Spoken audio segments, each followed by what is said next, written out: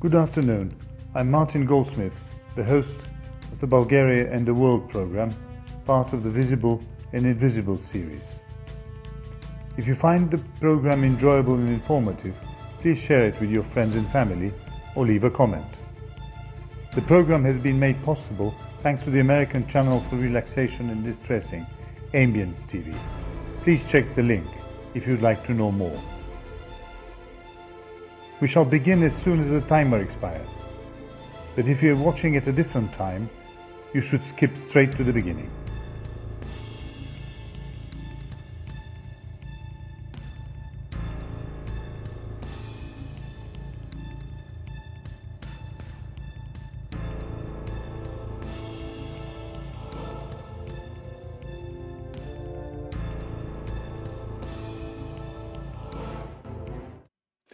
Hello, my dear audience. I have the immense pleasure of welcoming EDHEM ELDEM, who is a remarkable Ottoman scholar.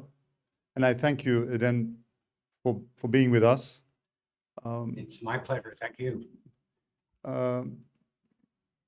Just in the matter of introducing Professor ELDEM, he is the great grandson of an amazing Turkish politician, EDHEM Pasha, who you can see on this picture with three of his, one would be able to call probably stepbrothers. They were brought into the household of a very famous Ottoman admiral after this massacre of Chios. So his origins are not absolutely clear, but he became one of the foremost Ottoman statesmen of the 19th century.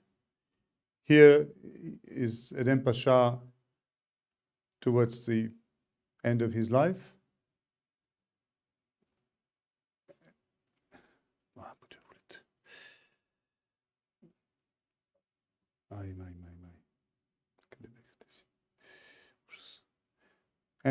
And here you shall see on the right is the grandfather of our guest, Osman Hamdi Bey. It's the other way around. On the left is my grandfather. Sorry, on the left is your grandfather, and on the right is your great-grandfather. Great-granduncle. Great-granduncle. Oh, my dear. Osman Hamdi Bey is your... It's complicated. It's complicated, but anyway... Anyway, you are from the family of Osman Hamdi Bey. Sorry, everyone, and them, sorry. So yeah, maybe it would be better if you would make a very quick introduction of Osman Hamdi Bey and just explain how you became. I think my first question would have been, if I managed better, my first question would have been, how did you, having been born in Switzerland, in Geneva, how did you become an Ottoman scholar? This would have been my first question, but please give some words of Osman Hamdi Bey, because he is obviously a remarkable person who brought archaeology the status that it has today in Turkey. Sure. Well, first of all, I mean, when you introduced me as the great-grandson of, those are not really credentials. I mean, there's no point in bragging about things you can't control, which is your descendants, right? I would be much prouder to see the achievements of my child than talk about the achievements of my great-grandfather or father or whatever. But then again, it is true that I was born into this weird family. As you said, EDHEM Pasha, before he became a Pasha, was some little Greek boy from the island of Chios, and he was a survivor of the massacre of 1822. And as such, he was made captive, which is the traditional way of recruiting very young people into a household by somebody who was a prominent politician and military officer of the Ottoman army at the time, Husrev Pasha, who himself, he knew what he was talking about because he himself was a slave. He was of a slave upbringing from Abkhazia, from the Caucasus.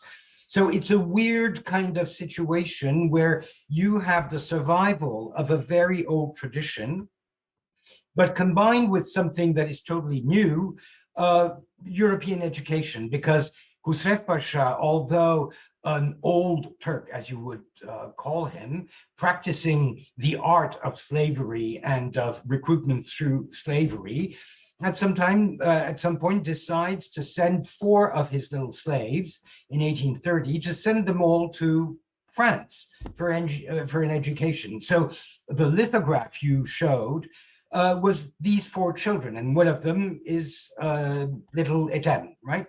And EDHEM ended up studying at the École des Mines, the mining school in Paris, and came back an engineer.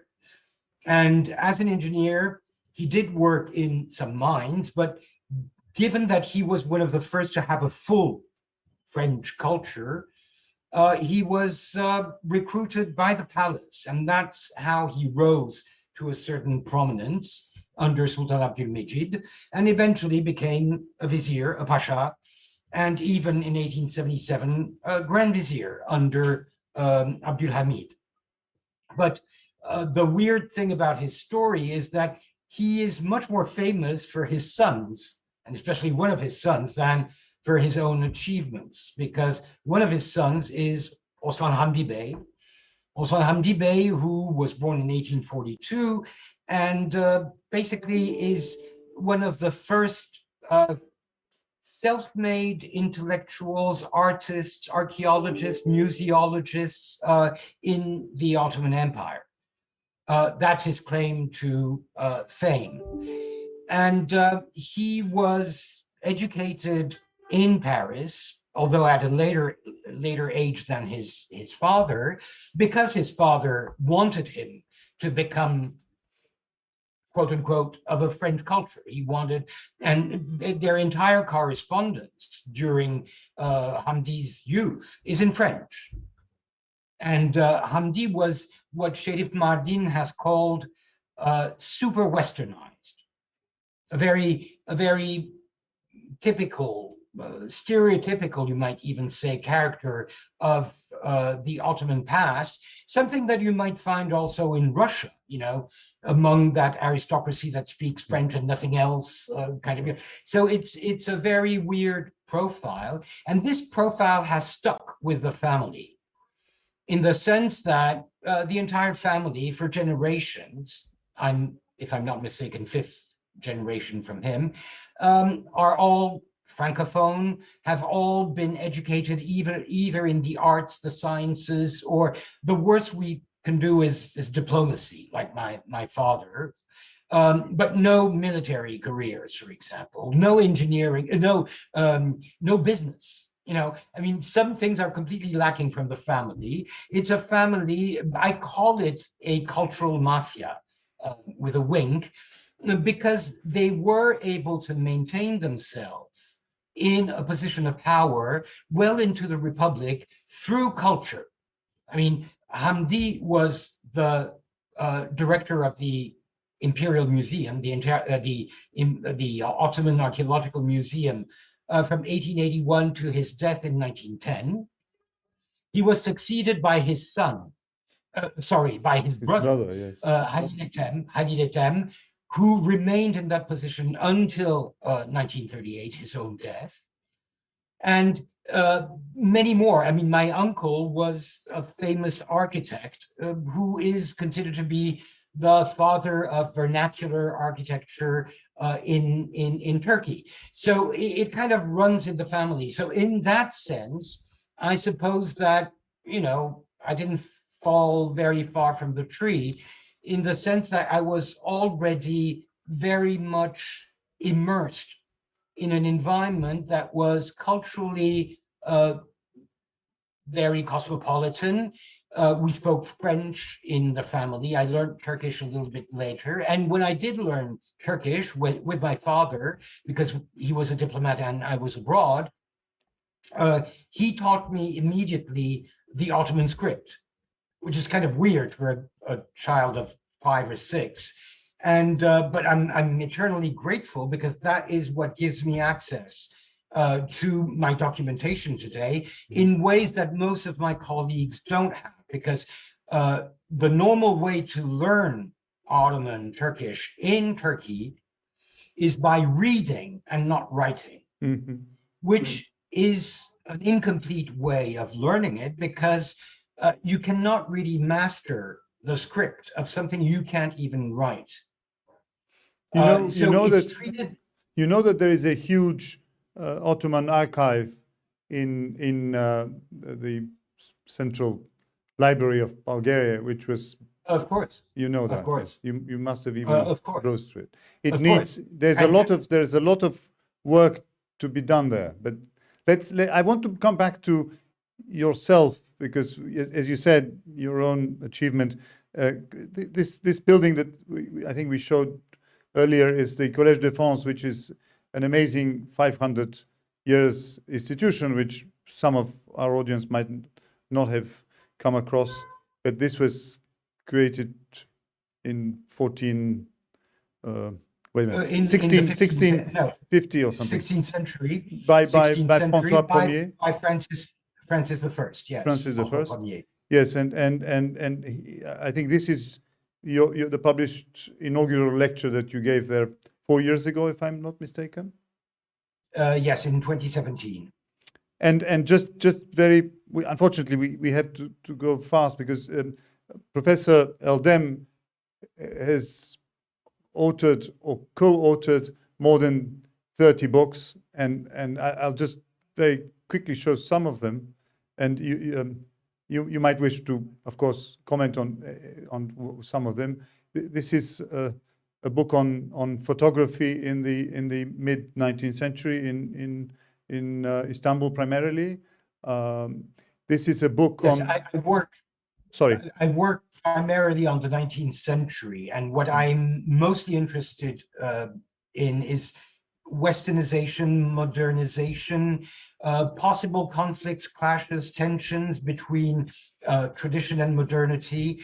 I work on certain characters of modernity, such as figures of modernity, such as Osman Hamdi. So I'm into the history of mentalities, you might say, but always in that context of the long 19th century, with always a twist towards the West, the reception of the West, the perception of the West, the acceptance or the rejection of the West. The Ottoman Bank, the Imperial Ottoman Bank, is something I've worked on extensively. I've even gone through something that I would advise every historian to do, that is, do the classification of an untouched archive. It's an incredible experience. It's very, very hard to do, but it's very formative. I've worked a lot on funerary epitaphs, death, and the mental dimension of the perception of death, ways in which death is perceived, especially in the 19th century with modernity.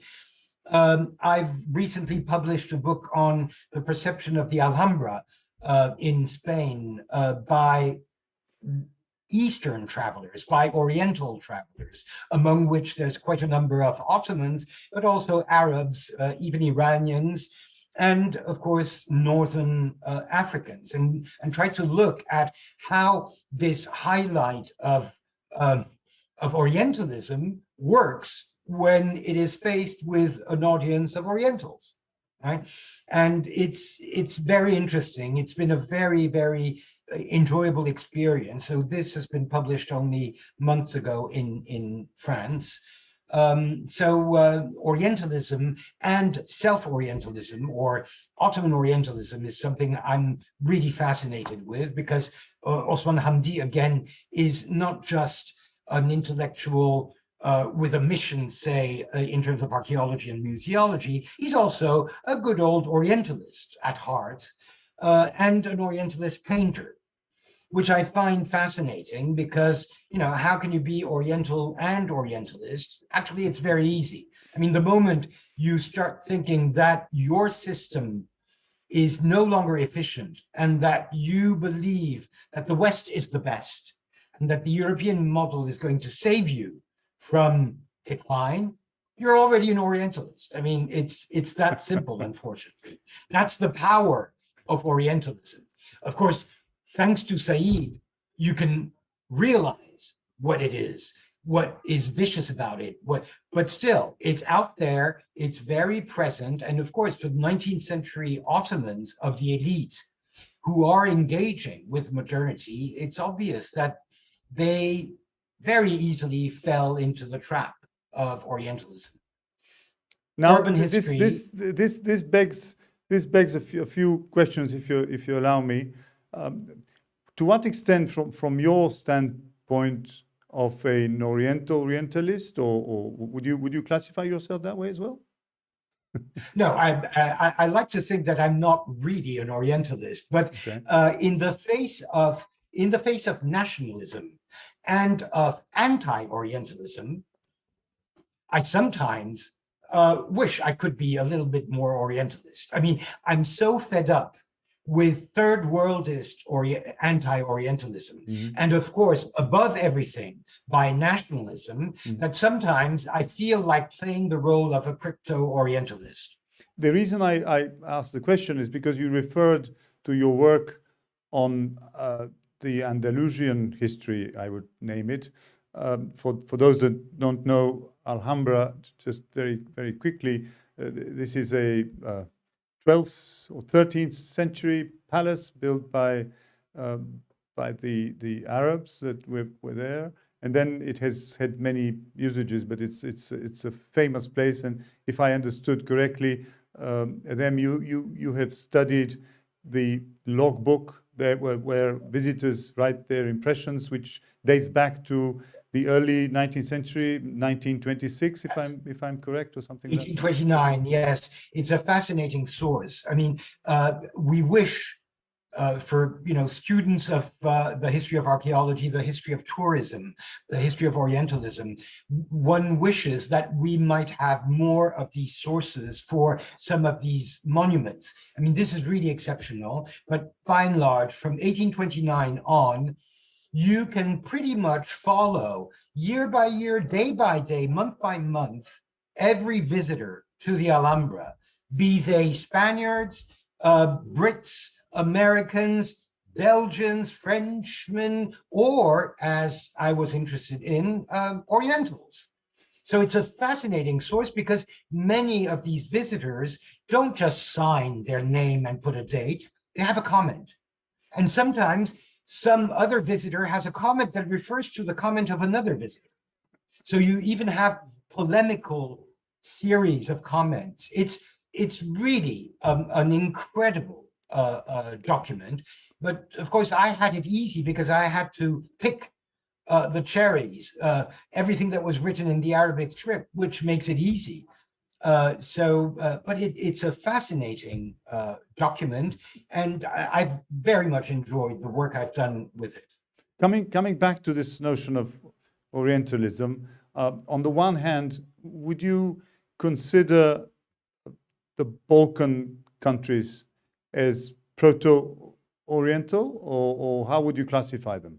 If you were looking at them from Paris or London or Geneva, for that matter. I mean, not from my perspective, but from the perspective of contemporaries of the 19th century, yeah. Yes, Balkans is the Orient.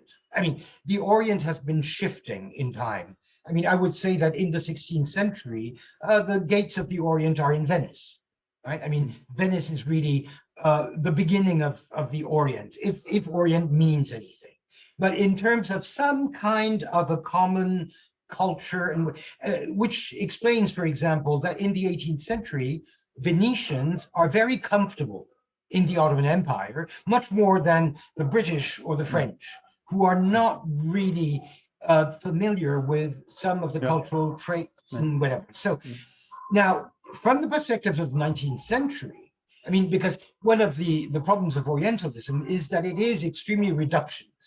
So if you see a guy with a mustache and something weird on his head, if you see a woman wearing some kind of a scarf or a multicolored skirt and some kind of a headgear with things dangling from it, and that's an Oriental for you.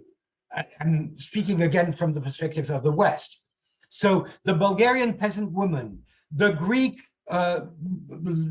freedom fighter, the Albanian mountain Cleft. hajduk, Yeah. they're all Orientals, and they look the part from the perspective. You know, when you see those Chetajis, the freedom fighters of Bulgaria, my God, I mean, they don't look very Western. I mean, to the Western eye, Of course not. they look pretty much like a Turkish, an Ottoman Başibozuk, or an Armenian, whatever. They're all loved. That's the strength of Orientalism. It blurs all sorts of distinctions and lumps everyone into one reductionist, determinist category. I'm sure you know of Bulgarian scholar Maria Todorova significant efforts to come over this notion of, in her words, it's more Balkanization, but in the sense of our conversation, I presume those are synonyms. But trying to move on and have some view of the future, which for historians is a separate way of thinking, I would say. This notion of Orientalism, to what extent, or the frontier between what one would call the West and someone would call the Orient, to what extent is it also a frontier between Christianity and Islam? Or is it just a notion that I'm making up? No, it is. I mean, at least in the mind of the Orientalist, it is, because the Orientalist is a Westerner comfortably sitting in his or her armchair and viewing the world, dominating the world. Again, we're talking about the 19th century, and considering that all others, meaning color, race, religion, culture, all others are inferior by definition. Now, there are gradations in this. So you may find an Armenian much more palatable or more civilized because he's Christian, but still, he's going to be too dark for you. And this is a little bit what happens for the Balkan people. Yes, they're Christians, but my God, first of all, they're Orthodox Christians, which is not necessarily the best thing viewed from the West. And they're violent. They're violent. And violence is part and parcel of the way in which Orientalism views the Orient. It's like, you know, and of course, the big divide is religion. And that is problematic, especially when you view it from the perspective of the present or of the future. I mean, I'm not thinking of the future. I'm a historian. I like them dead and preferably buried. But from the perspective of the historian, what's really disturbing is that this systematic divide between Christian West, Eastern Islam, is something that goes against the possibilities of bridging these two worlds, if there is something to bridge, through other means: politics, sociology, science, art. I mean, if you want to criticize the Middle East for non-democratic practices, that's fine. The problem is when you associate and reduce those non-democratic practices, which are pretty much obvious, if you reduce them to some kind of a particularity of Islam or of being an Oriental, that's where you are losing the possibility of establishing something different. I mean, today, Turkey is ruled by, I wouldn't say an autocracy, but by an authoritarian, majoritarian regime. Now, is this the result of Islam, or is it the result of authoritarian practices from the end of the 19th century? Abdul Hamid, for me, is the father of modern Turkey, which you see with the Unionists, which you see with the Kemalists, and which you see also in the West. Of course, and you see I them. mean, You see what them is to the it? north. You see them to the north of Turkey very much. Exactly. And you have seen Exactly. them. They have been very much present in the West. Clearly, Exactly. in first You can half of see the 20th Orban, century you was can mostly see authoritarian anyway. So exactly. obviously, but So the the problem is to be able to distinguish certain features or certain political and not reduce them to some kind of an essentialist particularity of one or the other world. this is where Bulgaria, I would think, comes very much into the picture. On the one hand, majority of Bulgaria's elite, whatever that stands for, is very much with the same mindset of westernization as the one you described earlier in a modern context, and also ever since the 19th century that has been the mindset, and it remains until today.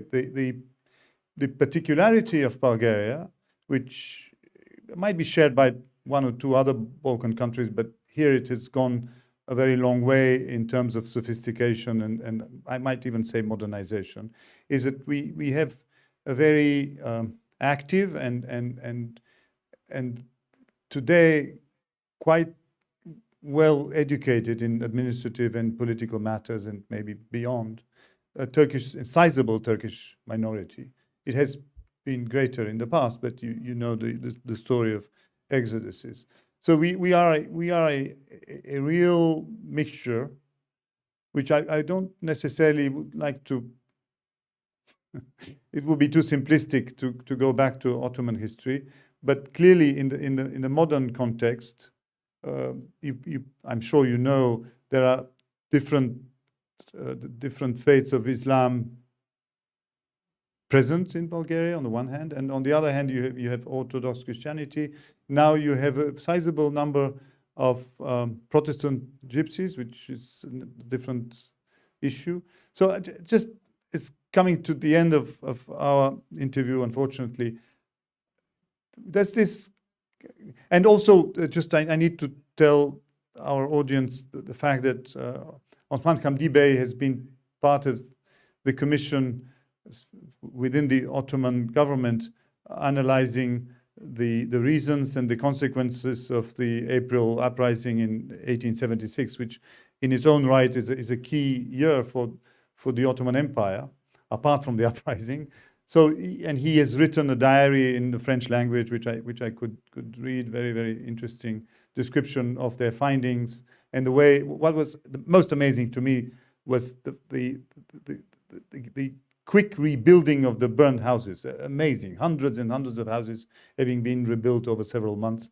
But this is just for those that would be interested to read that. But coming back to my final question, once again with eyes to the future, from your historical knowledge, obviously we have very good ways forward, but what would your priority be? Or you can widen it, anything that comes to mind. Well, your view of Bulgaria, all, or I think I asked some time earlier about, Bulgaria is Bulgaristan and Greece is Yunanistan. And these are key neighbors of Turkey, I would say. Not as large as others, but I would say key. What is your view of the future evolution? Okay, well, first of all, I'm not a fan of the nation state. Neither am I. Okay, and that kind of informs the way I look at the future, especially. But that does not mean that we can do without the nation state or that the nation state is here to disappear. On the contrary, and especially with the latest developments. I'm not a fan of religion either, but there again, the same observation is valid. I am disturbed by the fact that even, we have to talk about minorities. The term minority is something I don't like. I understand perfectly the logic of it, and especially when it is used to defend the rights of these groups, I am for it. But then again, minority means minority. It means, you should be, and it's striking. I mean, Bulgaria is not the only case. You have other countries formerly dominated by the Ottoman Empire, which have preserved a more imperial Ottoman outlook than Turkey itself. I mean, in Turkey, there are, I think, 1,200, 1,500 Greeks, 60,000 Armenians, and 15,000 Jews against a population of 84 million Muslims.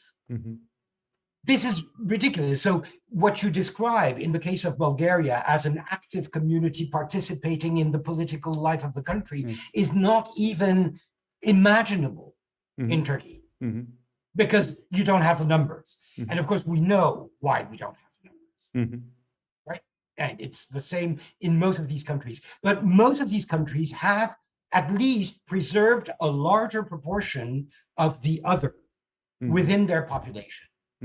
And if that can be used to, with a view at trying to think outside of majority minority, nation state, national culture, that's, I think, a very important thing. I mean, I'm a Europeanist, right? And I am very depressed by the situation in which I see Europe today, because Europe had some kind of an enthusiasm, a promise of going beyond the nation state, of creating, and now it's been reduced, and it's not their fault, you might say, but it's been reduced to some kind of a pale image of what it was, the meta-national thing it was, and now it's some kind of an assemblage of nation states fighting and bickering, with some of them being outright incompatible, hostile with the European Union in terms of their political and ideological. So that is very depressing. So the future, I think, is in visiting not the destruction of the nation state, but trying to think of identities, of presences, of communities in ways that may be a little less fixating and limiting than religion. Do we have a chance? Do we have a chance of something like this happening in Turkey? I don't think so. Not in Turkey either. Is there? In Turkey, certainly not. But in the midterm, neither. I don't think so. I don't see it coming, because, I mean, I may criticize the party in power, but the opposition is as nationalist as the political party in power, with less of a touch of Islam. So we are heading to some sort of disaster in my eyes. Sorry to end it like that. It was a real pleasure. I have this trust in difficult times improving everything. Unfortunately, this is the way we are. This is the way we are. But it was a great pleasure. Thank you very much, Professor Eldem. Thank you. I look forward to seeing you in a few days. Thank you very much. Bye bye. Bye bye.